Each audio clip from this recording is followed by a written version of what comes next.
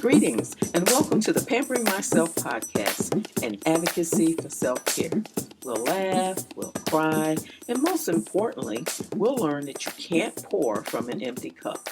You'll hear stories, interviews, and conversations which will empower you in living your best life. Good evening, ladies, and welcome to another episode of Living Your Best Life series. I like to start off with a scripture. Psalms 118:24 says, "This is the day that the Lord has made. We will rejoice and be glad in it." And I certainly hope that is your attitude this morning, this beautiful Saturday morning.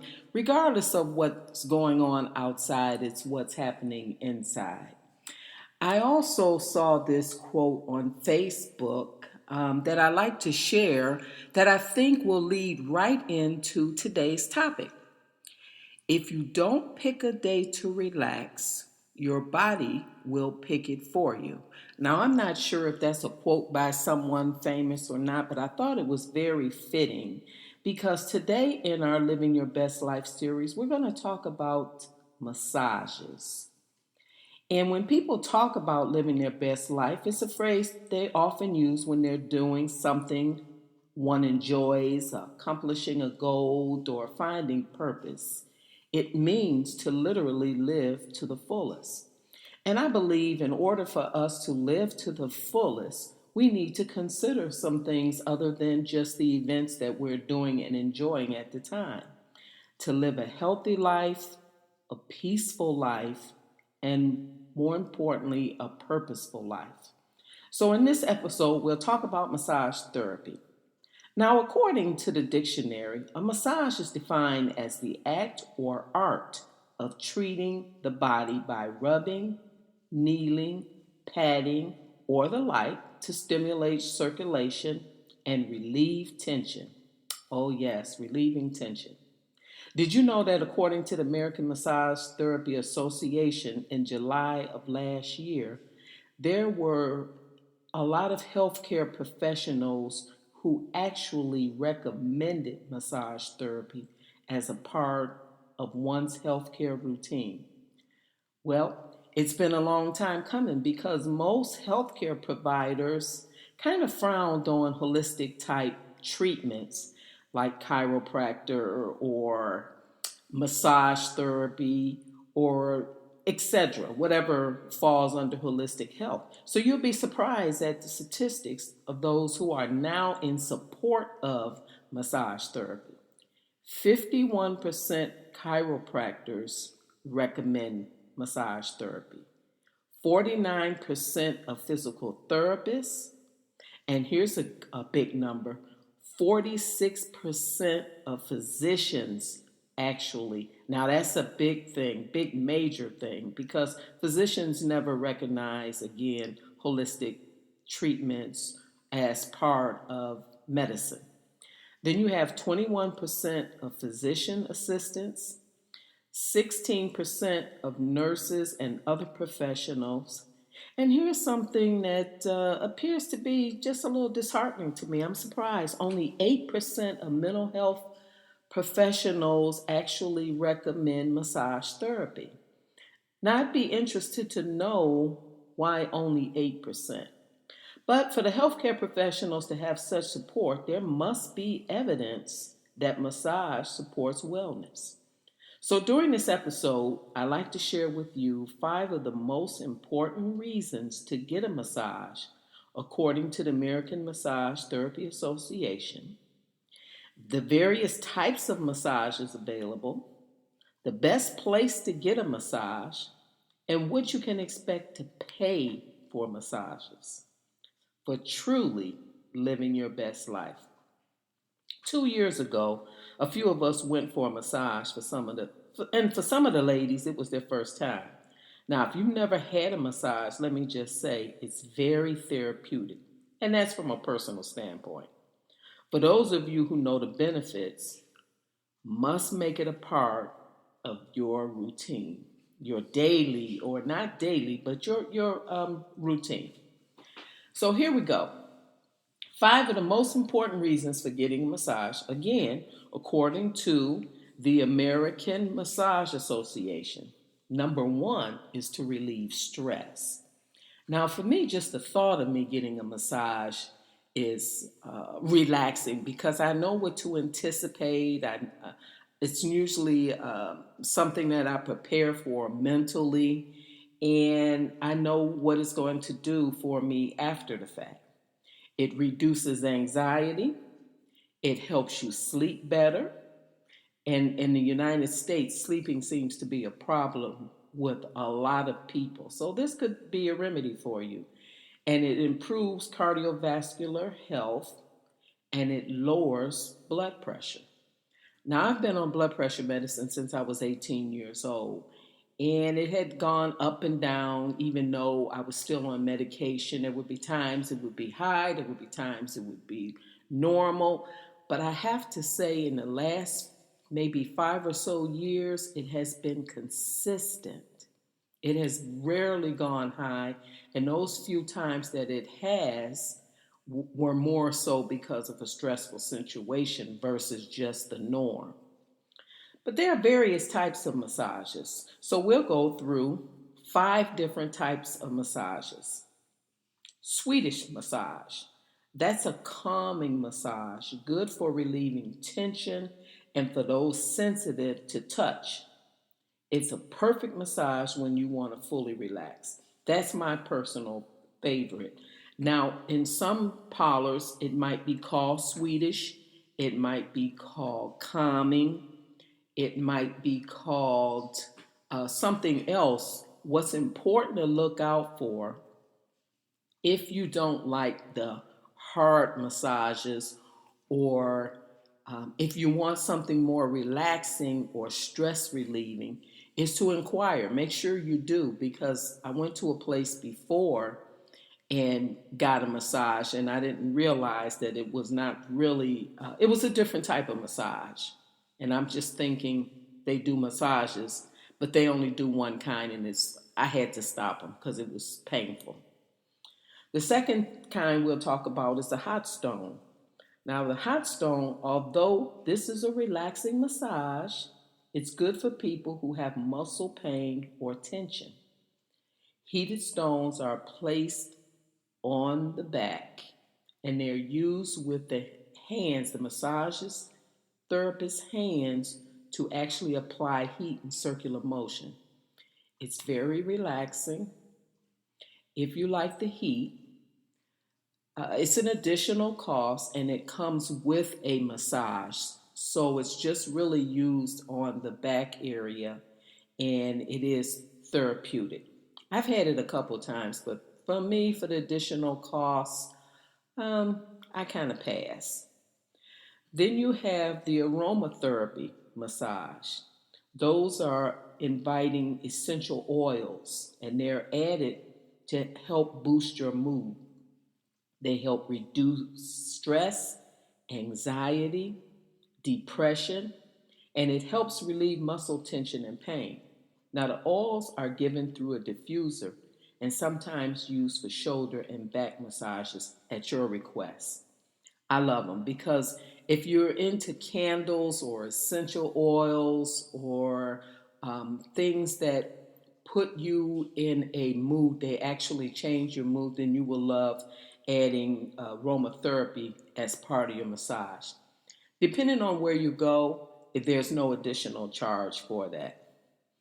Then there's the deep tissue massage. Now that's good for people with chronic muscle pains, tight muscles, soreness, or anxiety.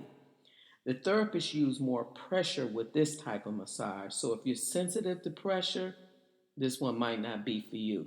This is what I was speaking of when we went to a place that just said massages. And actually, it was a place where I was getting the foot done, foot detox, which is also awesome. We'll talk about that at a later podcast. But I decided to get the massage while I was there. They had opening, and oh my goodness, it just was too much pressure.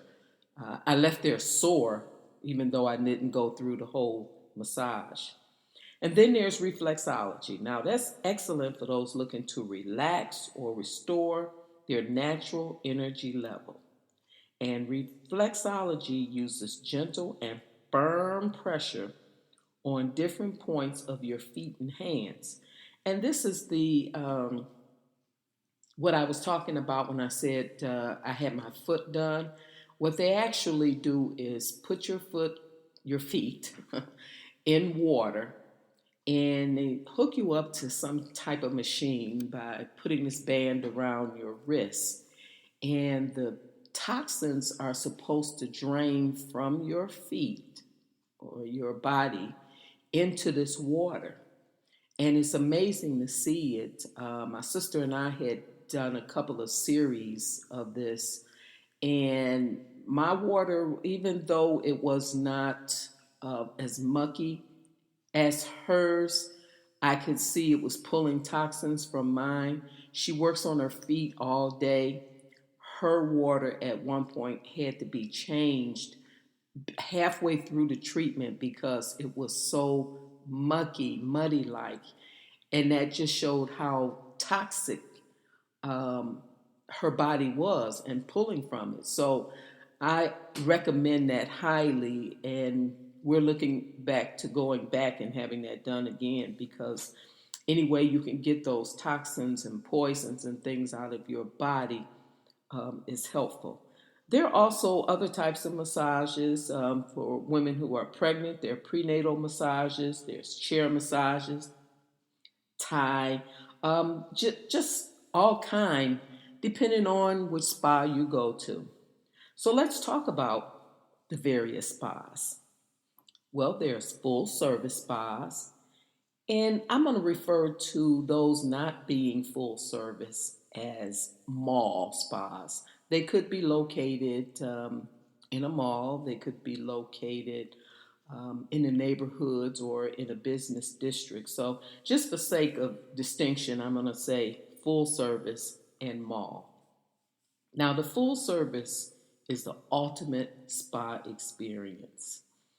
And by that, I mean they have pools, hot tubs, jacuzzis, steam rooms, private cabanas, and my favorite, robes.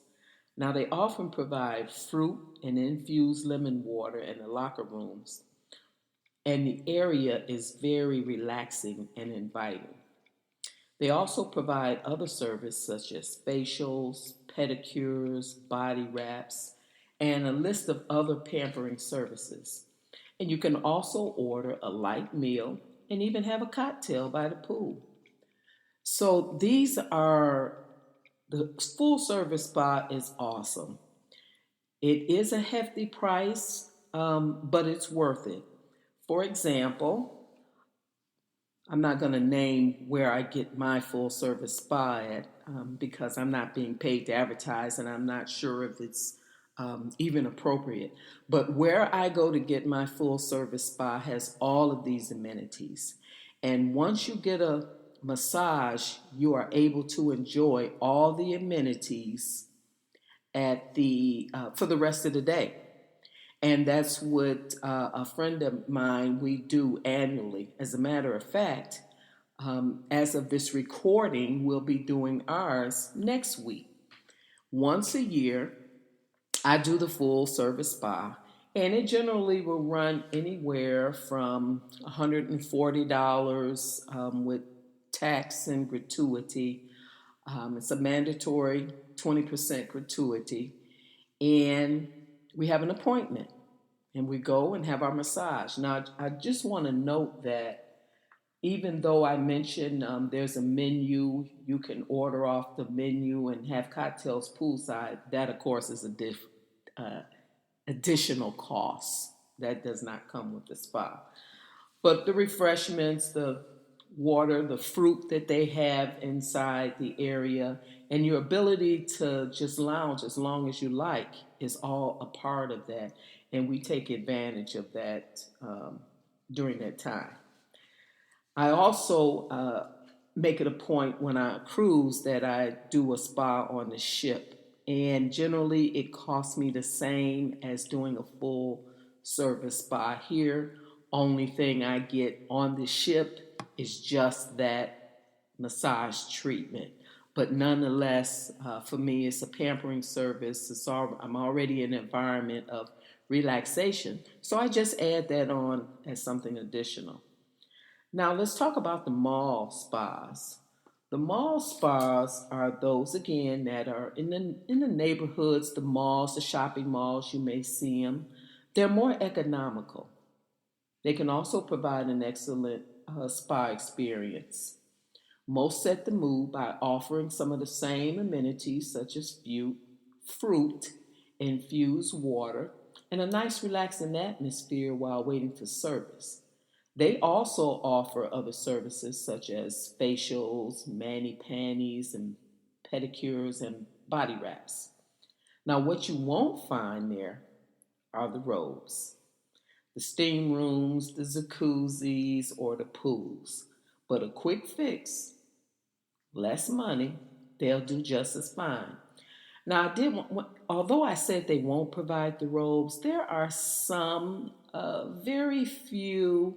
Generally, when you go there, you sit in a nice waiting room, partake maybe into some of the fruit and water that they may have there, and then they'll call you in the room. They do the massage, and then you leave. That's good again for quick fix and being economical. Those types of massages generally run anywhere for 50 minutes, just like the one for the full service was also a 50-minute massage. Depending on the spa, I'm going to say anywhere from $75 to $95. And that's what you get. So it's a little bit less, and I'll generally do one of those also once a year. Now we're coming up on the holiday season, so these are great gift ideas that you might want to pass on to either yourself or someone else. They have discounts on couples massage. A party you might want to do at the spa, and that's what we did a couple of years ago. We had a spa party. We were able to bring in our own food, which was light. Um, but make sure you ask all the right questions because we were told initially we were going to have robes at this location, and they only provided us with slippers.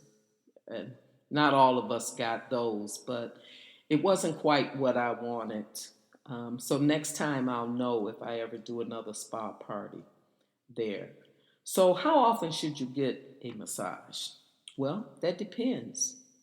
That depends on your time, your finances, and your needs. It's a personal decision. Maybe you found other ways to de stress that are less costly. I still suggest a massage at least once or twice a year. Some have programs where you can purchase like a membership and do it every month. For me, that's a little excessive. Not that I wouldn't necessarily enjoy it once a month. Then again, I'm not quite sure because it's special when I do it the way that I'm doing it now. When choosing a massage parlor, you want to look for certain things because they're not all equal. You want to visit their website, even the center before booking. That would give you a sense of cleanliness. Ask to walk around and through it and look for certain things. You know what you would like or not like. I know when I go get my pedicure, if they don't put a plastic around the tub, I'm not interested because they don't clean those tubs enough. So I need to know that that plastic is going inside, that plastic covering, and then when they finish, they're going to throw it away. Ask about their license because we know in the news there's been some trouble about massage parlors and inappropriate touching and things of that nature. Um, Make your preference known whether you want a male or a female so that you're not surprised. Um, some people have a preference and some don't. but make it known or at least inquire so that when you get there, you won't be disappointed. And ask any other questions for your comfort level. Um, which should you remove clothing? I know that's a question, particularly for people who've never been. For ladies, you do want to remove your bra and keep your panties on, and that way you can, they can do your massage back much easier. They are very sensitive to privacy, even with them being in the room. So, a good massage therapist will not expose all of your body at once, only the part that they're working on, and they make sure that you are fully wrapped. If there's anything that you are concerned about or have any problems with in being in the room with the therapist, let that be known. If at any point, and usually a good massage therapist will ask you if the pressure is too weak, if it's too hard, they will be able to adjust accordingly. So I hope you've had a good experience. If you've ever had any massages, I certainly have, and all those that I have had. If you go to a same place all the time, you can build a relationship with the therapist and ask for that same therapist if you're comfortable with them. You might want the same therapist just so that there's someone that you're familiar with and they're familiar with you. I'd like to leave you with this quote by an unknown author. It says, "I'd rather get a massage and get the problem rubbed out than taking a pill and just let it drub out." I thought that was interesting because, yes, as we know now, the medical community is behind massage therapy. And it's no longer just a pampering, although I never had a problem with it being a pampering. But it's no longer just that. It is helpful, and hopefully, there'll be enough research soon that the mental community will support it. I'd have to think that out a little bit more as to why. And I think as I'm considering it, it might be a sensitive subject. Now that I think about when you talk about mental health, that might not be a good idea. So I think I can now see the rationale as to why the mental health community kind of frowns on it, because you are in a room alone with this person, and they may take the massage in the wrong way, and solely because of their mental instability. And so I can see that. I'm on board with that. And now I might even be surprised that 8% even agree. So this wouldn't be recommended for everyone. Certainly, if the individual has some mental health issues, I would not recommend it at all. But for everyone else, I think it's a great form of relaxation, and it comes highly recommended by the American Massage Association. And if you have any other questions, you can certainly, concerns, look up their website. That's the American Massage Therapy Association, and find out what you need to know. There's also recommendations there on how to find a massage therapist and how to find a location. So for now, remember to always take care of yourself first. Have a great day.